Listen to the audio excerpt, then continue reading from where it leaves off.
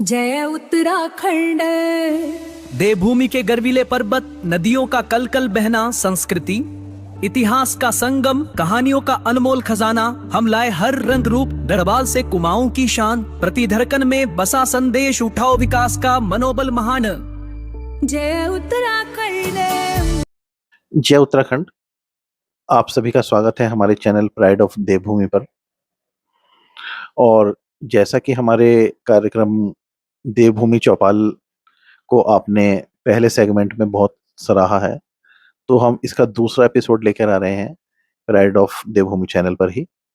तो आज जो शख्सियत हमारे बीच आने वाली हैं वो हैं कांग्रेस के एक वरिष्ठ नेता, जिन्होंने उत्तराखंड में कांग्रेस पार्टी में ही नहीं बल्कि जो राजनीतिक क्षेत्र है उत्तराखंड का, उसमें एक अहम योगदान दिया है और अपनी एक विशेष स्थान वो रखते हैं। और आप टीवी चैनल्स पर कांग्रेस की तरफ से उनको बहुत सारे जगहों पर बोलते हुए देखते हैं। तो ऐसे ही तेज तर्रार और अधिवक्ता रहे हमारे बहुमुखी प्रतिभा के धनी, क्योंकि वो कला प्रेमी भी हैं, पर्यावरणविद भी रहे हैं, कई संगठनों की उन्होंने अध्यक्षता भी की है। तो आज हम ऐसे ही एक खास शख्सियत से आपको मिलाने जा रहे हैं, जिनका नाम है सूरज सिंह नेगी जी। और हमारे सहयोगी प्रज्वल सिंह श्री सूरज सिंह नेगी जी से कुछ उत्तराखंड से संबंधित, कुछ उनके व्यक्तित्व से संबंधित, कुछ उनकी राजनीति से संबंधित प्रश्न करेंगे। तो आइए स्वागत करते हैं सूरज सिंह नेगी जी का। धन्यवाद। तो नेगी जी, आप थोड़ा अपने बारे में बताइए, जो हमारे दर्शक हैं उनको बताइए कि अभी आपका क्या पद है और आप कैसे काम करते हैं, वो सब। देखिए, मैं बेसिकली पंचायतों से जुड़ा हुआ व्यक्ति हूँ और पंचायतों में एक पंचायत सदस्य से लेकर और धर्मपत्नी के जिला पंचायत सदस्य तक 31 साल हम लोग पंचायतों में रहे। प्रधान संगठन के प्रदेश अध्यक्ष के रूप में भी मैंने काम किया और उत्तराखंड में पंचायतों को अधिकार संपन्न बनाने के लिए संविधान के 73वें संविधान संशोधन के तहत जो अधिकार पंचायतों को दिए जाने थे, वो उन 29 विषयों को पंचायतों को सौंपे जाने के लिए हम लोगों ने बहुत लड़ाई लड़ी। और परंतु जो है 24 दिन उत्तराखंड की विधानसभा के बाहर उत्तराखंड के प्रधानों के साथ में हमने आंदोलन किया। कभी मुख्यमंत्री घेराव, आवास का घेराव, यहाँ तक कि पंचायतों को अधिकार दिलाने के लिए मैं अपने प्रधान साथियों के साथ में दिल्ली तक जो है जंतर मंतर पर हमने धरना दिया और राष्ट्रपति के माध्यम से हमने ज्ञापन भी दिया था। तो मतलब पंचायतों को अधिकार संपन्न बनाने के लिए हमारा काफ़ी समय जो है हमने आंदोलन रत रहे हैं। और कांग्रेस पार्टी में मैं पंचायत सेल प्रदेश अध्यक्ष रहा, पंचायत सेल का, राजीव गांधी पंचायत राज संगठन का, और प्रदेश महामंत्री, प्रदेश प्रवक्ता के रूप में मुझको जो है काम करने का मौका मिला। और अपना बेसिकली उद्देश्य जो है जन सेवा का है कि हम लोग एक जन सेवक की तरह काम कर सकें, क्योंकि मैं समझता हूँ कि किसी भी पद पर आना जो है आसान है। आदमी जो है प्रधान बन सकता है, क्षेत्र पंचायत बन सकता है, ब्लॉक प्रमुख बन सकता है, जिला पंचायत बन सकता है, विधायक बन सकता है, मंत्री बन सकता है, परंतु एक जो जन सेवक है वो उसका बड़ा अभाव लोगों में दिखता है। वो उसकी बहुत एक कमी सी है। और आज के जो राजनीतिक परिवेश है उसमें लोग जो है सेवा के लिए नहीं बल्कि पद प्रतिष्ठा और पैसा कमाने के लिए इस प्रकार से जो है राजनीति में आ रहे हैं। और इससे जो है राजनीति का जो एक स्तर है वो बहुत गिर गया है। तमाम पैसे के बल पर लोग पैसे के बल पर आगे आना चाहते हैं और आ भी रहे हैं। आज अगर राजनीति में देखा जाए तो पैसे वाले लोग, अगर किसी के पास पैसा नहीं है, वो एक जन सेवक है, समाज की सेवा करना चाहता है, तो समाज की सेवा करता रहे, वो गली मोहल्लों में अपनी आवाज़ उठाता रहे, पर उसको कहीं ऐसे पद पर आना उसके लिए एक कठिन कार्य सा है। तो ये हमारे समाज में हमारे जो एक राजनीति है, उसमें ये इस प्रकार की गिरावट जो है बहुत तेज़ी से आ रही है, और मैं समझता हूँ कि आने वाले समय में ये कहाँ जाएगी, इसका क्या स्वरूप होगा। मतलब बड़ा भय सा होता है कि जिस सेवा भाव के लिए लोग राजनीति में आते हैं, वो सेवा भाव दूर तक नहीं दिखता। केवल जो है पैसे के बल पर सारा मैनेज हो रहा है, सब कुछ जो है पैसे से चल रहा है, तो ये बड़ा अजीब-सा लगता है। बिल्कुल, बिल्कुल। तो जैसा कि हम जान पा रहे हैं और हमारे दर्शक भी जान पा रहे हैं कि ल जैसे आपका जो भी राजनीतिक करियर है, वो काफ़ी लंबा है और बाकी है। पर इसके उपरांत हम आपसे ये जानना चाहेंगे कि जब नेगी जी बचपन में थे, तो तब आपका रुझाव कैसे राजनीतिक तौर की तरफ आया? जब आप अपने विद्यालय में थे, उससे आपका दौर राजनीति की तरफ कैसे आया? देखिए, जब हम इंटर कॉलेज में थे, तो हमारे एक साथी थे, अशोक जोशी जी। वो हमको जो है मीटिंगों में ले जाते थे, किसी राजनीतिक कार्यक्रम होता था, किसी पार्टी का कोई कार्यक्रम होता था, तो इस प्रकार की वो मीटिंगों में हमको ले जाते थे। तो वहाँ से हम लोगों को इस प्रकार का एक चाहत जो होती है, वो जगी।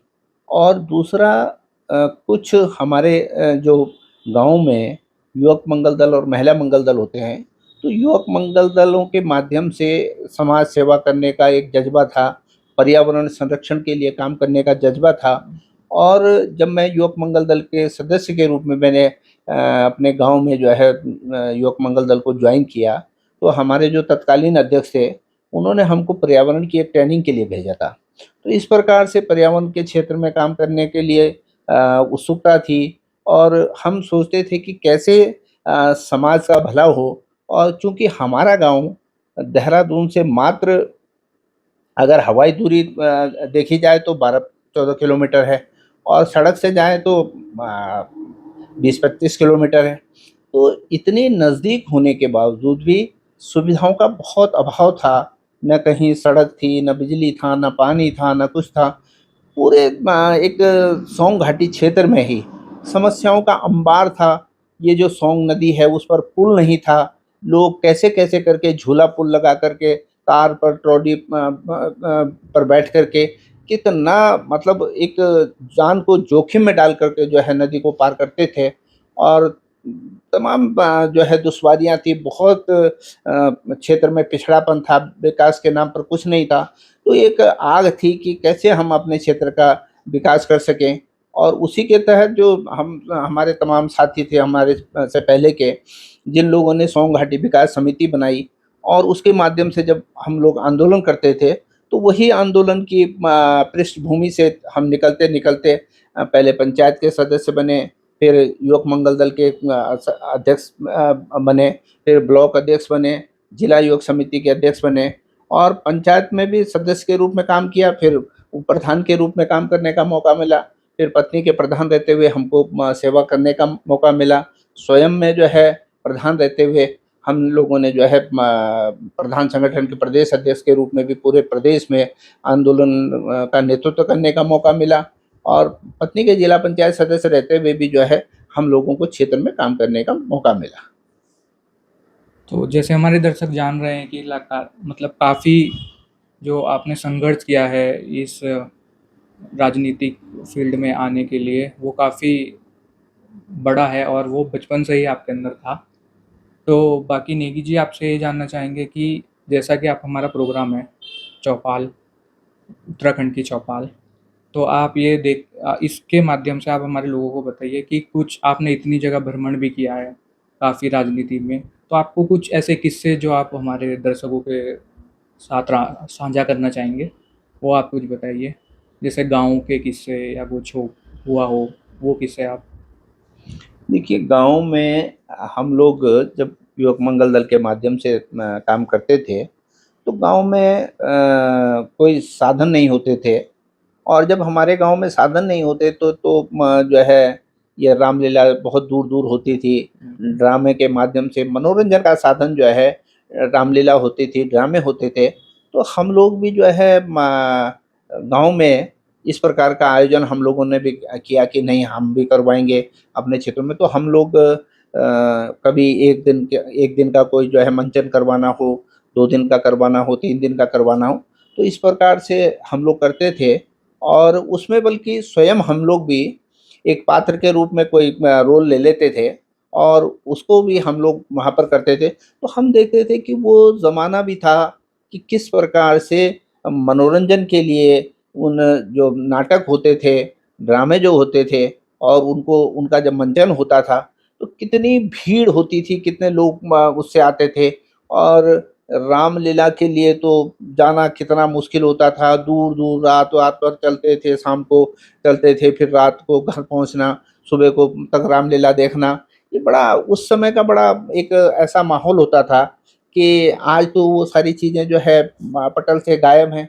कहीं अगर होती भी है रामलीला तो 9 बजे शुरू होती है, रात को 12-1 बजे ख़त्म हो जाती है। और उस समय रात को 10-11 बजे शुरू होती थी और सुबह तक जो है 4-5 बजे तक रामलीला चलती थी। तो फिर नाटक-वाटक भी जो है हम लोग ऐसे अपने बड़ी रामलीला कराना तो उस समय बहुत महाभारत होता था, बहुत बड़ा काम था। परंतु 2-3 दिन का नाटक जो है हम लोग करवाते थे। तो उस समय क्या लोगों के अंदर कितना क्रेज़ था, क्योंकि उस समय आवश्यकता था कि एक ही बहुत ऐसे कोई मनोरंजन के साधन नहीं थे, लोगों के लिए कोई मनोरंजन का और कोई विकल्प नहीं था। काफ़ी भीड़ उस समय होती थी और बड़ा उस काम को बड़ा सराहा जाता था उस समय। तो ऐसे-ऐसे दिन भी हम लोगों ने देखे हैं। तो हम जैसे देख पा रहे हैं कि आपकी कला में भी रुचि उतनी ही थी बचपन के टाइम पे। तो आज का जो दौर है आप मतलब हम आपसे जानना चाहेंगे कि कोई ऐसा गीतकार जो आपका फ़ेवरेट हो गढ़वाली गीतों में? देखिए, जो गढ़वाली गीतों का जहाँ तक प्रश्न है, तो नरेंद्र सिंह नेगी जी की हमारे ऊपर बहुत छाप है। और उनके जो गीत हैं, वो उत्तराखंड की पीड़ा को उजागर करते हुए गीत हैं, जो समसामयिक विषय हैं, जो उत्तराखंड की परिस्थितियाँ हैं, वो चाहे पलायन हो, चाहे टिहरी डैम हो, चाहे तमाम जो है प्रकार की बातें हों, उनको उजागर करते हुए नैन सिंह नेगी जी ने उन पर जो है गीत बनाए हैं, उनको गाया है, समाज के बीच में उसको उठाया है। और दूसरी मेरी पसंद है प्रीतम भरतवान जी की, जो उत्तराखंड की हमारी जागर कला है, क्योंकि ये उत्तराखंड जो है देवभूमि है। और यहाँ यहाँ लगभग लोग बहुत ज़्यादा मात्रा में लोग बाहरी लोग हैं, जो बाहर से आए और यहाँ पर बसे। परंतु यहाँ के कुछ लोग जो है मूल लोग थे। तो मूल लोग जो हैं, वो देवी-देवताओं के इस प्रकार के वो मंत्र हैं। और जिस प्रकार जैसे ढोल सागर है, तो ढोल सागर की एक अपने आप में बहुत बड़ी विधा वो ढोल सागर है। और उस ढोल सागर के जानने वाले लोग यहाँ पर पहाड़ों में प्रचुर मात्रा में होते हैं। और जिन लोगों को आज हम दास कहते हैं, ओजी समाज कहते हैं, वो लोग जो है इस विधा को जानते हैं। और उनके वाद्य यंत्रों पर यहाँ के जो देवी देवता हैं, जिनको हम देवी देवता कहते हैं, वो मनुष्य के शरीर में उनका अंश प्रकट होता है और वो अद्भुत नज़ारे जो है वो करते हैं। तो उस जागर संस्कृति को, उस विलुप्त होती कला को समाज के बीच में लाने का काम प्रीतम भरतवान जी ने किया है। और वो भी मेरे जो है काफ़ी पसंदीदा हैं कि उन्होंने जो है इस विधा को जो है जागृत किया है। नहीं तो विलुप्त होती हुई विधाओं को बचाने का काम भी उन्होंने किया है। तो ये मेरे मन मस्तिष्क पर इन दोनों लोगों का बहुत प्रभाव है। तो आपको कभी मौका मिला इनसे मिलने का या? हाँ, निश्चित तौर पर नरेंद्र सिंह नेगी जी से तो जो है काफ़ी लंबे समयों से मिलते रहे हैं। प्रीतम भरतवान जी से भी हमारा बहुत ही नज़दीकी संबंध है। तो इन दोनों कलाकारों का सानिध्य भी हमको मिला है, इनके कार्यक्रमों में भी जाने का मौका मिला है, इनसे व्यक्तिगत बातचीत करने का भी मौका मिला है। तो मुझे मिला है इनसे मिलने का मौका। बिल्कुल। तो नेगी जी, हम आपसे जानना चाहेंगे कि जो जैसे उत्तराखंड के पारंपरिक त्योहार हैं, जैसे गढ़वाल मंडल में मनाए जाते हैं या कुमाऊँ मंडल में मनाए जाते हैं, तो उनमें आपका जो एक पसंदीदा त्योहार है, उसके बारे में आप थोड़े कुछ बताइए हमें? देखिए, जैसे हमारे उत्तराखंड में दीपावली है, तो दीपावली में एक हमारे यहाँ भैलो कार्यक्रम होता है। तो सब लोग सामूहिक रूप से लकड़ी के जो है गट्ठर बना करके उसको जो जंगल में बेल होती है हमारी, तो उस बेल से जो है उसको बांधने का काम करते हैं। क्योंकि देखो, हमारे लोगों की जो सोच थी पुराने लोगों की, वो सोच कितनी आगे तक थी। क्योंकि अगर किसी रस्सी किसी दूसरी चीज़ की रस्सी बनाएँगे तो वो जब आग जलेगी तो उससे जलने का भय रहता है। परंतु वो बेल होती है, एक कच्ची बेल जो है, कई प्रकार की बेलें हमारे पहाड़ों में होती हैं। तो उन बेलों से जो है उसकी रस्सी बना करके वो कच्ची बेल से ही उसको बाँध के और तब उसको आग जला करके दोनों तरफ घुमाने का काम करते हैं।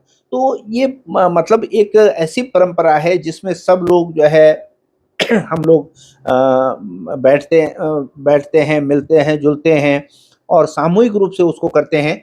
और ये मतलब जो है पर्यावरण के हित में भी जो है समृद्ध है। आजकल जिस प्रकार से दीपावली में लोग पटाखे फोड़ते हैं, तमाम प्रदूषण फैलाने का काम करते हैं, पर हमारी जो वो भैलो संस्कृति है, वो ढोल दमाऊ गाँव में होते हैं। वो ढोल दमाऊ के थाप पर आप उसको जो है खेलते हैं और सब लोग जो है बड़ा एक वो बड़ा एक रोमांटिक भी होता है उस समय। बड़ा एक इस प्रकार का कार्यक्रम है कि आपस में जो है उसको जो परफेक्ट लोग होते हैं, वो उसको पैरों के नीचे से निकालेंगे, इधर से घुमाएँगे, उधर से घुमाएँगे। तो एक उस समय जब देखने में लगता है तो कि क्या दृश्य होता है वो उस समय, कितना मतलब एक हमारी समृद्ध परंपरा वो थी। आज तो वो तमाम जो है विलुप्त होती जा रही है। लोग त्योहार के दिन शराब पी लेते हैं, शराब पीने के बाद जो है उनको अपनी होश नहीं रहती। वो भैलो का कार्यक्रम हमारे यहाँ जो है खाना खाने के बाद जब सब कुछ हो जाता था, तो उसके बाद चलते थे। तो उस समय जो है लोग नशे को नहीं, अपनी परंपराओं को ज़्यादा महत्व देते थे। आज तो हमारे समाज में ये हो रहा है कि पिक्चरों से देख कर के, पिक्चरों से प्रेरित होकर के, दूसरों के त्योहार को देख कर के अब हम लोग त्योहार मनाने लगे हैं। अब आप ये देखिए कि गणपति उत्सव है। गणपति उत्सव जो है महाराष्ट्र में मनाया जाता था और महाराष्ट्र में इसलिए मनाया जाता था कि कार्तिकेय जी महाराज महाराष्ट्र में रहते थे और गणपति जी, गणेश जी हमारे वहाँ पर मेहमान के रूप में गए थे। और जब वो वहाँ पर गए, जितने दिन वो रहे, तो वहाँ के लोगों ने बड़ा उत्सव मनाया, आवभगत की उनकी। और उसके बाद फिर उनको विदा किया और उनसे निवेदन किया कि गणपति जी महाराज अगले बरस आप ज़रूर आना। अब यहाँ तो उत्तराखंड देवभूमि में लोग गणपति उत्सव मना रहे हैं और जब भाई गणपति जी का तो घर है, उनको जो है तुम कहाँ बुला रहे हो और फिर उनको जो है लास्ट के दिन उनको धक्का मार के बाहर निकाल देते हो। तो ये देखी दिखाई जो परंपरा है, जो देख करके दूसरे से सीख करके उसका मूल स्वरूप जो है हम लोग नहीं जान रहे हैं और अपनी संस्कृति से हम लोग विलुप्त होते जा रहे हैं, अपनी संस्कृति को छोड़ रहे हैं। और मतलब गढ़वाली में एक शब्द कहते हैं कि देखा कि सीख्या, देख लिया और उसको सीख लिया। उसका भाव नहीं समझना है, उसका कोई मतलब नहीं समझना है, उसकी क्या परंपरा है, क्यों मनाया जाता है, कैसे मनाया जाता है, उसके तह तक नहीं जाना है, बल्कि ऊपर-ऊपर जो है उसको मनाया और हो गया। तो इस प्रकार का जो है समाज में ज़्यादा हो रहा है। तो नेगी जी, जैसा हम जानते हैं कि हर राज्य के अपने अलग-अलग स्वाद हैं, चाहे वो खाने को लेकर देखें या वो पहनावे को लेकर देखें। तो उत्तराखंड का कोई ऐसा खाना जो आपको काफ़ी पसंद हो, उसके बारे में थोड़ा बताइए? देखो, पहाड़ी व्यंजनों में हमारे यहाँ जो है सिंवाला होता था एक, सिंवाला कहते हैं। वो हमारे माताजी लोग, हमारे बुजुर्ग दादी जी लोग उसको बड़े तरीके से बनाते थे और उसमें जो होता था उसको जब हम तोड़ते थे तो ऐसे लगता था जैसे मधुमक्खी के शहद का छत्ता होता है, उसके बीच, छत्ते के बीच में जो है छेद-छेद होते हैं। तो उस संवाले के अंदर जो है वो तमाम से छेद होते थे। तो वो हमारी दादी लोग बनाते थे। आज जो है वो हमको खाने को नहीं मिलता है, अगर कोई बनाता भी है तो वो कला उसके अंदर नहीं है। तो उस चीज़ के लिए भी हम अब तरस जाते हैं कि कहाँ हमको अब ऐसा वो मिलेगा। बहुत सारे ऐसे वो हैं पुराने कि जो आज हम लोगों को देखने में नहीं मिलते। नेगी जी, आप हमारे चैनल में आए, बहुत बहुत धन्यवाद। और आपको हमारे चैनल में आके कैसा लगा? तो अच्छा लगा कि प्राइड ऑफ देवभूमि आप जो उत्तराखंड चौपाल चला रहे हैं, मुझे बहुत अच्छा लगा कि मैं एक राजनीतिक व्यक्ति हूँ। मैं समाज सेवा के साथ-साथ राजनीति से भी जुड़ा हुआ हूँ, राजनीतिक दल से भी जुड़ा हुआ हूँ। पर आपके जो प्रश्न थे, आपने जो ज़्यादातर समय जो है मेरे से प्रश्न पूछे, वो उत्तराखंड की संस्कृति के बारे में, उत्तराखंड के व्यंजनों के बारे में, उत्तराखंड की बोली भाषा के बारे में, उत्तराखंड के गायकों के बारे में, इस प्रकार से जो आपने सवाल पूछे और उत्तराखंड की संस्कृति के संबंध में जो आपने सवाल पूछे, मुझे बहुत अच्छा लगा और मैं आपके इस प्रयास की बहुत-बहुत सराहना करता हूँ।